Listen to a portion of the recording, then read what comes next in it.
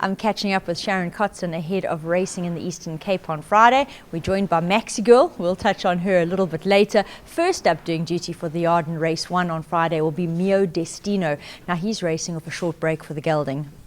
Yes, Mio Destino definitely has ability and shows a lot of pace, but he's been letting us down and that earned him a gelding. So, he's come back after the gelding. He's definitely concentrating a lot better.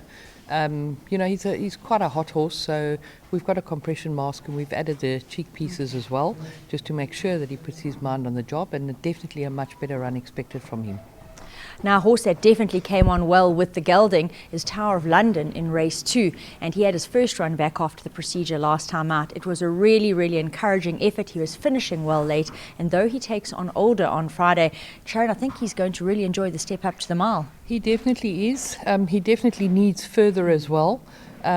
Much improved last run, as you mentioned, after the gelding, and it was on the poly. He's definitely going to enjoy the grass and the 1600 metre trip. The only negative or unknown factor is it is against open company, but he does come in with a very nice lightweight, so I'm hoping that he gives a good account of himself. Coming towards the end of the season, the 2-year-olds are that little bit stronger and they can take on older horses. Behind us in shot, as mentioned, Maxi Girl, and she'll be up next in race 3. She's really a fan of the mile trip. Yes, she definitely is, and she's coming to tell us her little 2 cents worth as well. We are back on the grass, but she has got the draw and she does enjoy the mile trip, so hopefully she puts her best foot forward and finishes well. Amazing Colours is next up in race 4. Now, unfortunately, she's got a wide draw to contend with and she takes on male opposition, but in her favour, she's down in class. Yes, she definitely needed her last run. She came back blowing like hell. Okay. It is her second run after the layoff, but she's a hell of a lot fitter now. She has got the bad draw, but she has got the ability. Home Reef will take part in race 5. Now, last time out, he finished really well to reel in his stable companion for the win. Yes, and he's taken the last run well.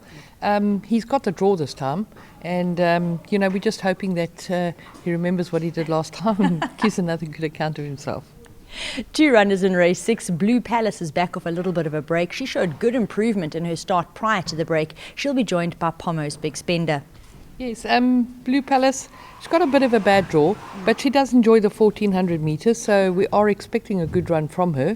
And Pomo's Big Spender, he doesn't like the poly at all. He doesn't seem to do anything on the poly. We have changed the cheek pieces for blinkers, and just hoping that he can put his mind on it and he must give us a show on what he's all about. Another 2 runners closed for the yard in race 8, and here we will see Sweet and True. Now, he's definitely better than his last. He'll be joined by Pendragon. Sweet and True, he's another one that really doesn't like the poly. He shows a lot of pace, and he is fit and well. And back on the grass, I think we're going to see a much better account from him. Pendragon, back to the grass as well. We're still trying to figure him out. We haven't got the best out of him yet. So it'll be interesting to see what he does now that it's a couple of runs down the line and he's better settled in, what his plans are on the grass. Well, it does sound like both horses are going to be advantaged by the fact that they're back on turf, so look for improvement from them.